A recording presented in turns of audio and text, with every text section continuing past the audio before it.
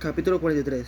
Se sitúa en el centro de la gravedad de la vida, no en la vida, sino en el más allá, en la nada. Se despoja la vida como el centro de gravedad. La gran mentira de la inmortalidad de la persona destruye toda razón, toda naturalidad en el instinto, todo lo que hay en beneficio vital es de gravido, de porvenir en los instintos. Despierta entonces la suspicacia, vivir en forma que ya no tenga sentido de vivir. He aquí lo que llega a ser entonces el sentido de la vida. ¿Para qué inspirarse en un espíritu de solidaridad, sentir gratitud hacia los antepasados? ¿Para qué cooperar, confiar, promover cualquier bien común? Se trata de otras tantas ostentaciones, de otras tantas desviaciones del justo camino. Una sola cosa hace falta, que cada cual como alma inmortal, o sea, igual a cada cual, que dentro de la totalidad de los seres, la salvación de cada cual pretende a título legítimo atribuirse una importancia eterna, que pequeños mojigatos y medio locos tiendan a imaginarse que por ello dejan constante de regir las leyes de la naturaleza. No hay desprecio suficiente para estigmatizar tal exacerbación de toda clase de egoísmo, hasta el infinito, hasta la insolencia, y sin embargo a tan desaprobable halago a la vanidad de la persona.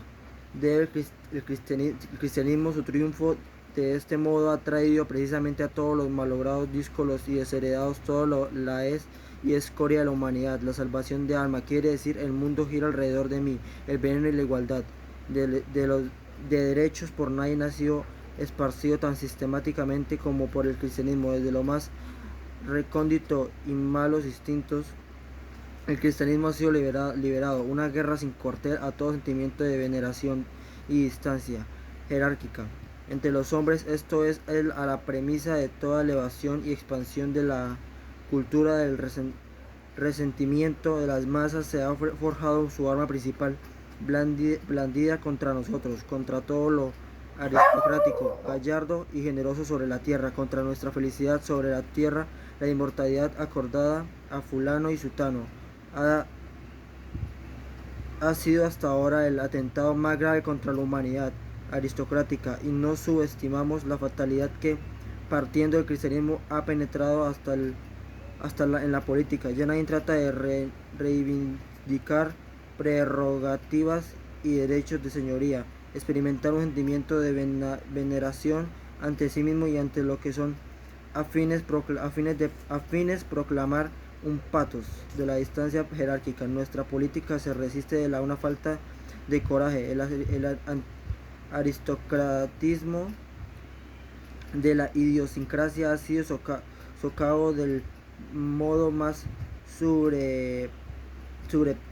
subrepticio por la mentira de la igualdad de las almas. Y si la creencia de la prerrogativa de los más hace y hará revoluciones, y no se dude de que el cristianismo, el imperio de los juicios de valores cristianos, lo que toda revolución traduce en sangre y crimen, el cristianismo de una sublevación de todo lo vil y rastrero contra lo que tiene altura. El evangelio de las humildes rebaja. Capítulo 44. Los evangelios son inestimables como testimonio de la corrupción ya irremediable prevaleciente en el seno de la comunidad primitiva, lo que más tarde Pablo remató con el cinismo sutilizante propio del rabino. Era el proceso de decadencia iniciado con la muerte del Redentor. Todo cuidado que se ponga en la lectura de los evangelios es poco, cada palabra entraña muchas dificultades. Admito, no se me tomará a mal que lo diga, que por esta misma razón son para el psicólogo una fuente de placer de primer orden, como antítesis de toda corrupción ingenua, como el refinamiento por excelencia, como arte y maestría en la corrupción psicológica. Los evangelios ocupan un lugar aparte. Toda la Biblia constituye algo único que no admite comparación. Se está entre judíos, primer punto de vista a considerar para no perder por completo el hilo. esté fingiendo hecho genio en el sentido de la santificación, no igualado remotamente en parte alguna entre los libros y los hombres. Esta sofisticación de la palabra y las ademanes como arte no obedece al azar de algún talento individual, de algún modo de ser excepcional requiere otra raza.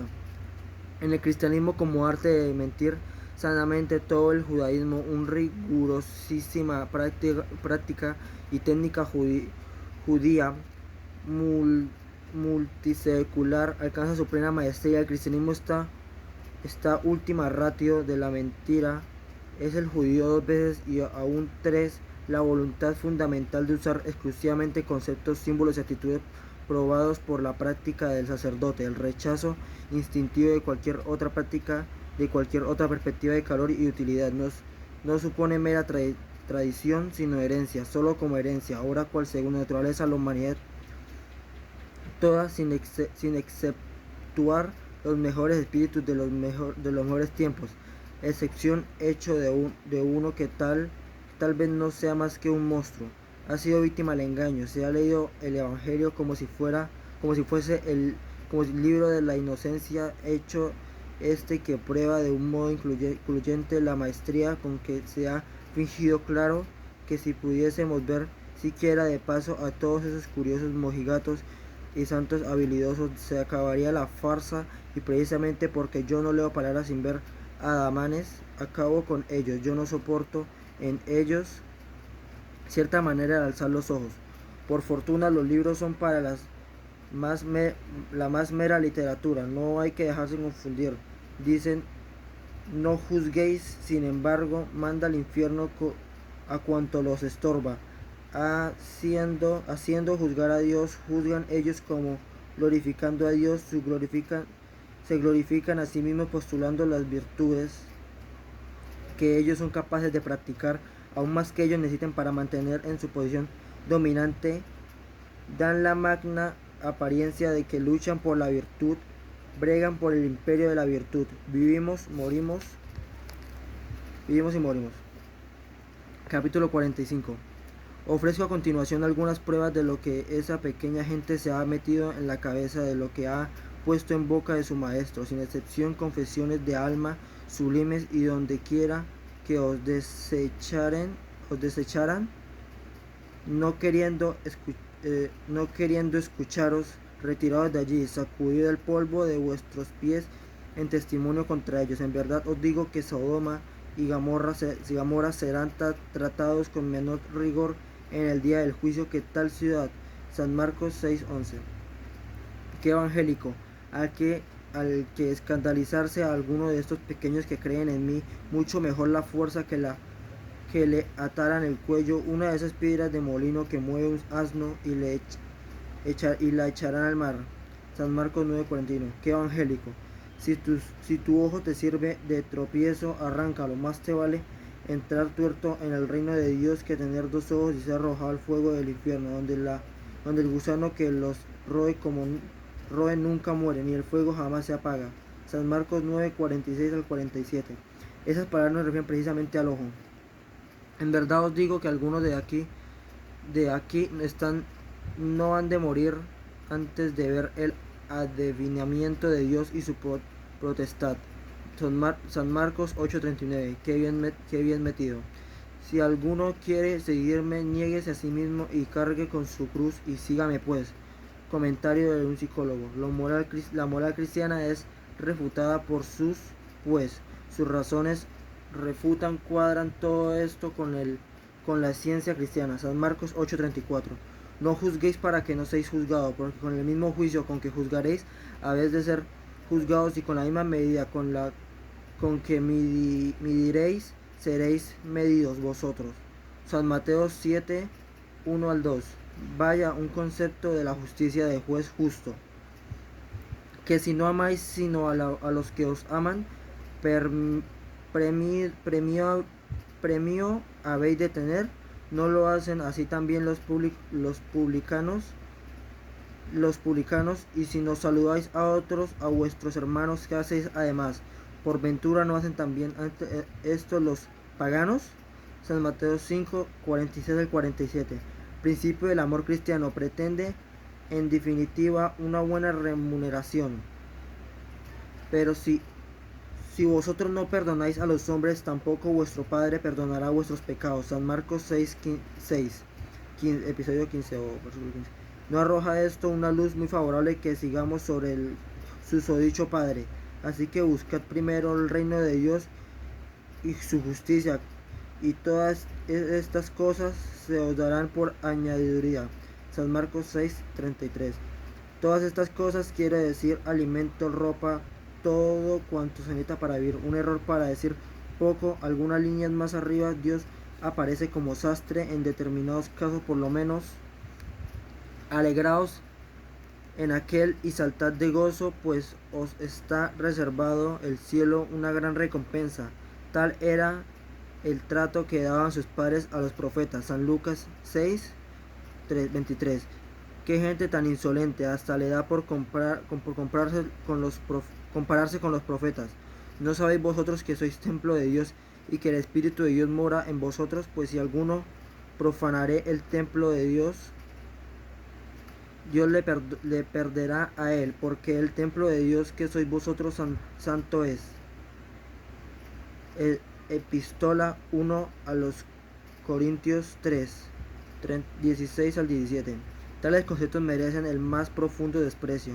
¿No sabes que los santos han de juzgar este mundo? Pues si el mundo ha de ser juzgado por vosotros, ¿no seréis dignos de juzgar estas menudencias? Epístola 1 a los Corintios 6, 2. Desgraciadamente estos no son meras palabras de un demente. Este terrible embustero prosigue literalmente: ¿no sabéis que hemos de ser hasta que los ángeles, cuanto más de las cosas mundanas? ¿No es verdad que Dios ha considerado como facto la sabiduría de este mundo?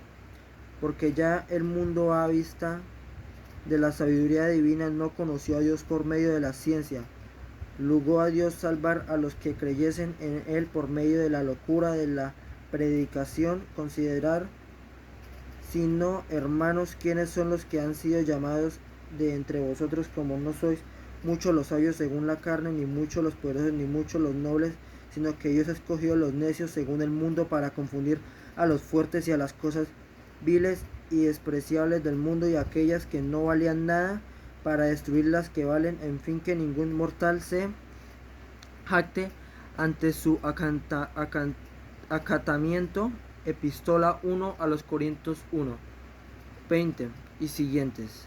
Para comprender este pasaje, testimonio capital de la psicología de todo moral, Tansdala le hace la primera disertación de mi genealogía de la moral, donde se destaca por vez primera el contraste ante la moral aristocrática y la moral chandala, basada en esta última en el resentimiento y el odio impotente.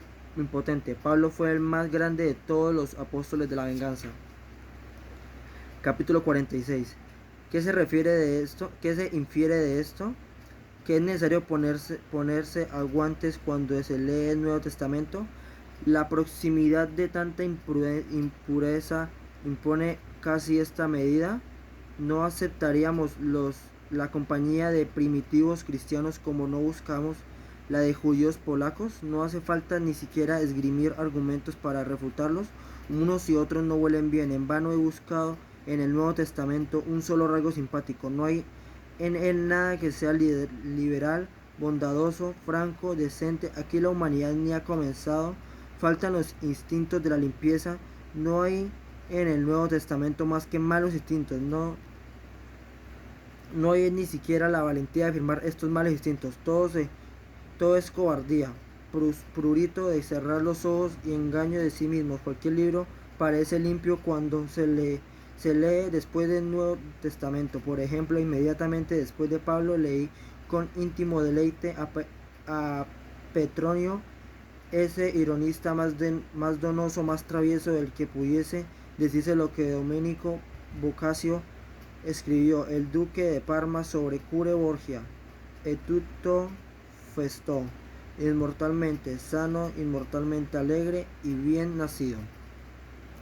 Pues esos pequeños mojigatos desaciertan en la cosa principal, atacan, pero en todo lo que es atacado por ellos queda así distinguido.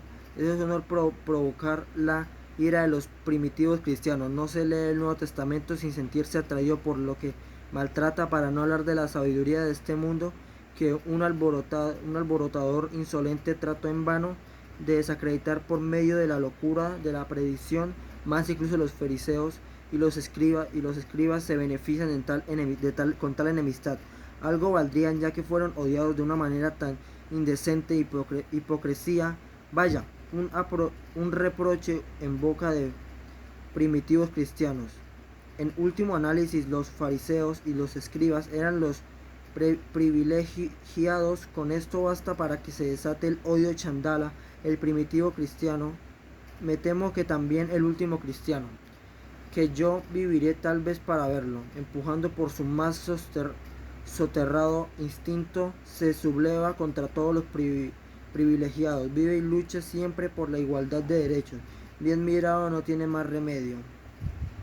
Si uno pretende ser personalmente un elegido de Dios, o un templo de Dios, o un juez de los ángeles, cualquier principio selectivo diferente basado, por ejemplo, en la honradez, en el espíritu, en la virilidad y el orgullo, en la belleza y libertad del corazón, es simplemente mundo. El mal en sí, moraleja, palabra que pronuncia un primitivo cristiano, es una mentira y acto que lleva a cabo una falsía instintiva. Todos sus valores, todos sus objetivos son perjudiciales, más todo el objeto de su odio, ya sea persona o cosa, tiene valor. El cristiano, el sacerdote cristiano, señaladamente es un criterio de los valores. Será necesario agregar que en todo el Nuevo Testamento hay una sola figura que se hace acreedora a nuestra narración. Es Pilato, el lugartenimiento romano. Él no se aviene a tomar en serio un pleito de judíos. ¿Qué le importa? Judíos más, judío menos. La burla aristocrática de un romano ante el cual se hace un abuso insolente de la palabra verdad, ha enriquecido el Nuevo Testamento con las únicas palabras que él tiene valor y que implican su crítica y aún destrucción, que es verdad.